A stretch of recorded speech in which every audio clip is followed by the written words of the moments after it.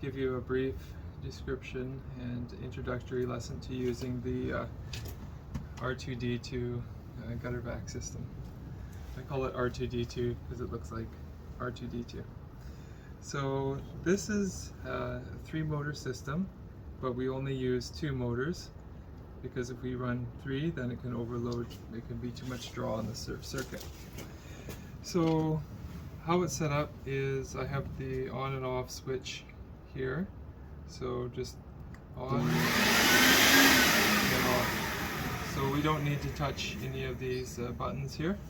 Just use this as the on and off.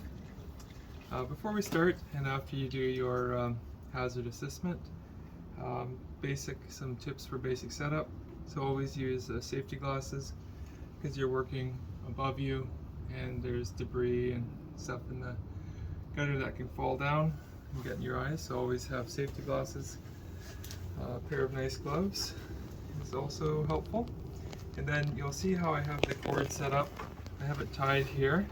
This is so that I can drag it along and it won't get disconnected. And then if you look how my cord is set up here, it's basically set up so I can pull the whole length of this house and not have to go back and untangle the cord. So make sure that my cords are all organized before I start, so that I can keep pulling and I don't have to go back.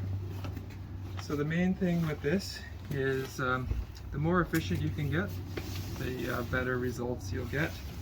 And how you set it up at the beginning will really help with the efficiency.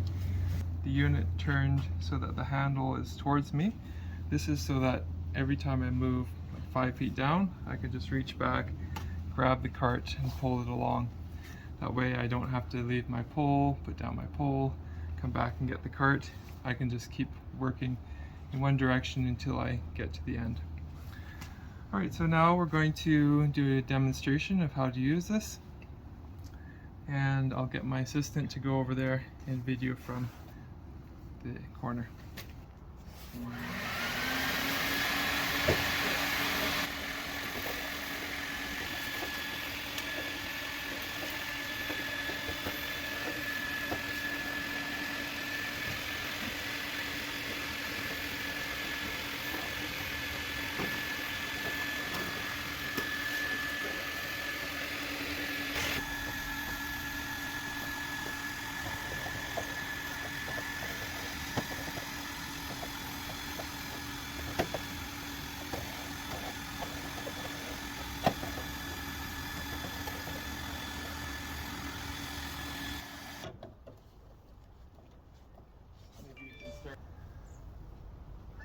Okay, so I've made it around the corner.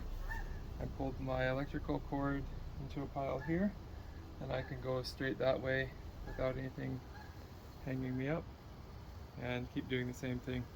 Vacuum about 5 feet, pull the cart, vacuum another 5 feet, pull the cart.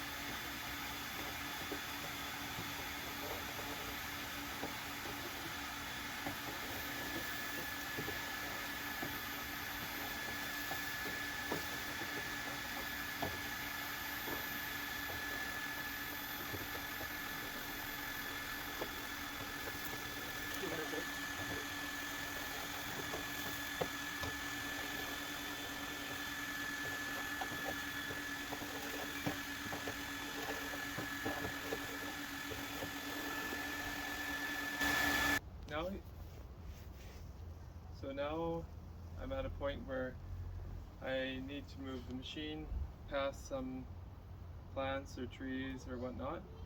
Now, some people will just think, okay, well maybe I'll just lean the pole up against the house and then move the vacuum. But it's always better to just lay the pole down, because if this thing falls down and hits something, it'll break it.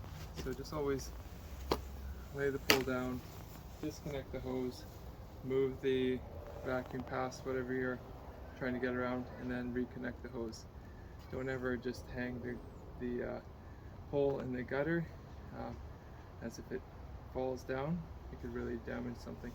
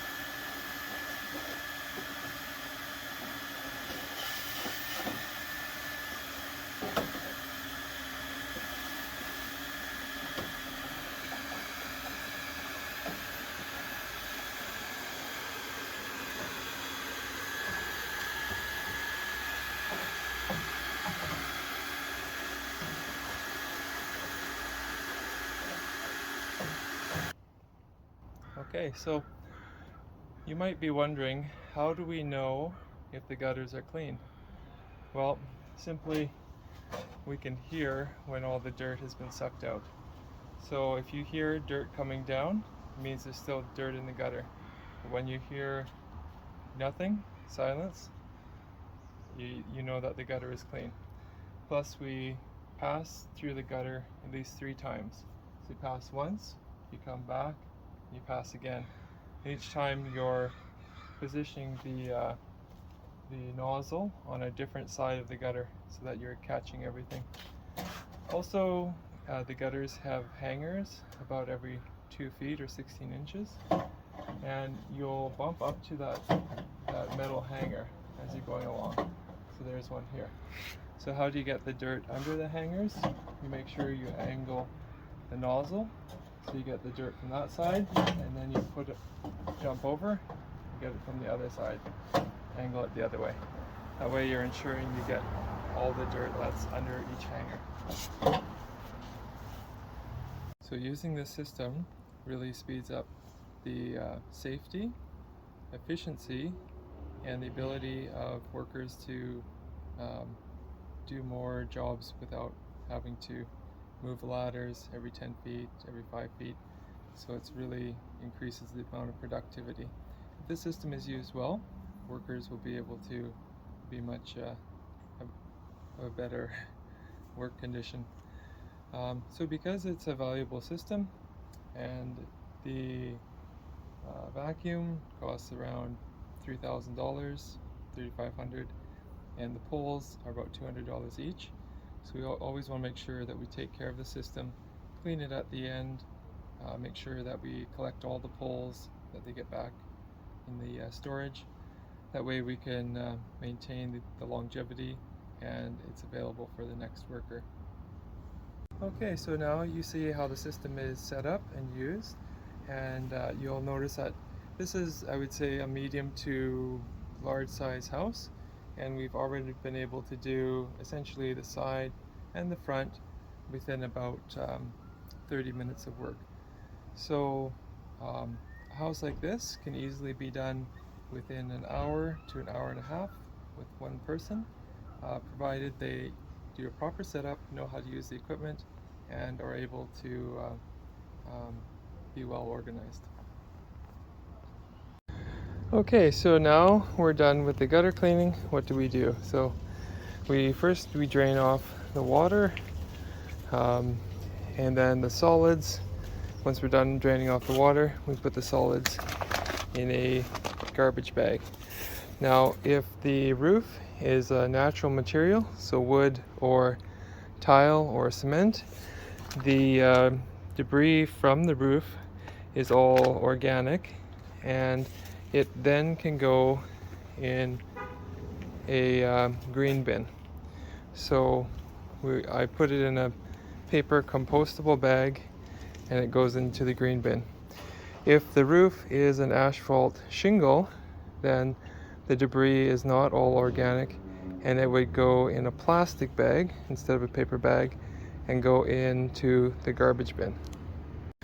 Now, once you have dumped out the canister, what you need to do is let the vacuum run for a couple minutes, just so it can dry off the fans and dry off the motors, because it sucks in a lot of moisture. So by turning it on and leaving it run for a few minutes, it'll allow it to self-dry. So we'll do that while we're packing up the hoses and the rest of the things.